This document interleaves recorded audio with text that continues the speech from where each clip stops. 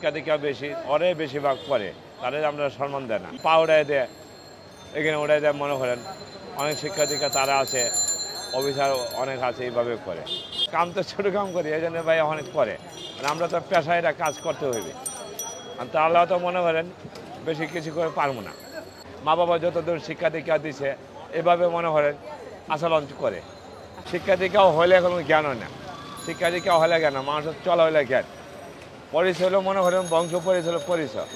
মা বাবা যতটুকু শিখাইছে অতটুকু শিক্ষা চলতেছে। মা বাবা আসলে মনে হয় বংশ এগুলো পরিচয় হইতেছে।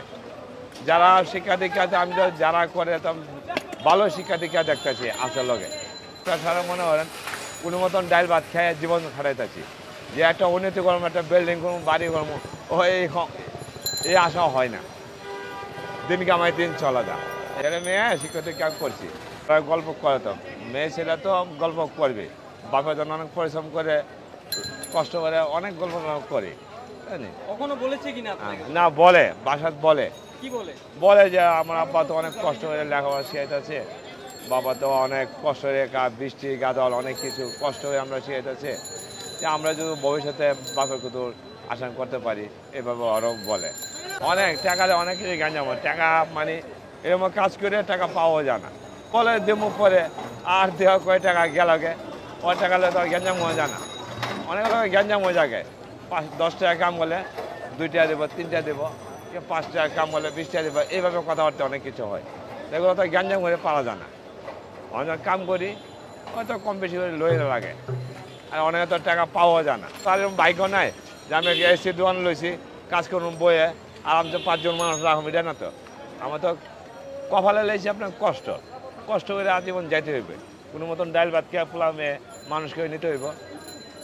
শিক্ষা দীক্ষা নিয়ে করতেছি, এইভাবে দিনটা খাইতে চলে যেতেছে।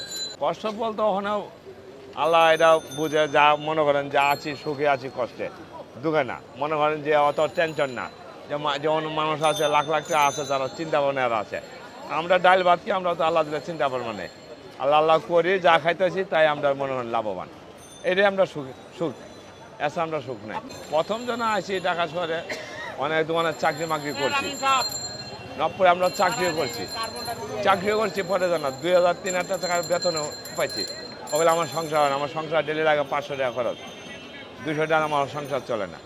নিজের থেকে মনে করেন একজনের দৌড়ে এই কামটা শিখলাম, এক উস্তাদ দৌড়ে কাম শিখে নিজে করছি, এই কাম করছি। মনে অনেক খারাপ লাগছে, আল্লাহ দিলে অখন খারাপ না, অন করতে মনে হয় 20-30 বছর করতে যে কাম আল্লাহ দিলে অন পেশা হয়েছে, অন্য চিন্তা ভাবনা নেই।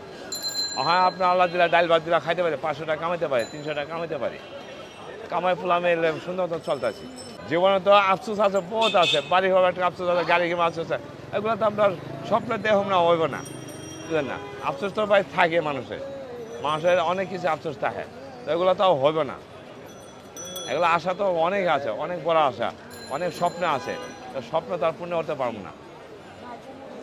স্বপ্ন তো ফুলামে এলে অনেক জায়গা ঘোরার স্বপ্ন আছে, অনেক একটা শহর একটা বাড়ি হওয়ার আশা আছে, দেশ একটা বাড়ি হওয়ার, এগুলো তো আর হবে না, এগুলো তো আর ভাগ্য নাই। এগুলো তো যখন দোকানবার থাকতো নব পড়তে ভাগ্য হইতো। সাধারণ কাজ করি, ডাইল ভাত দিলে খাই, এভাবে চলে যেতেছি।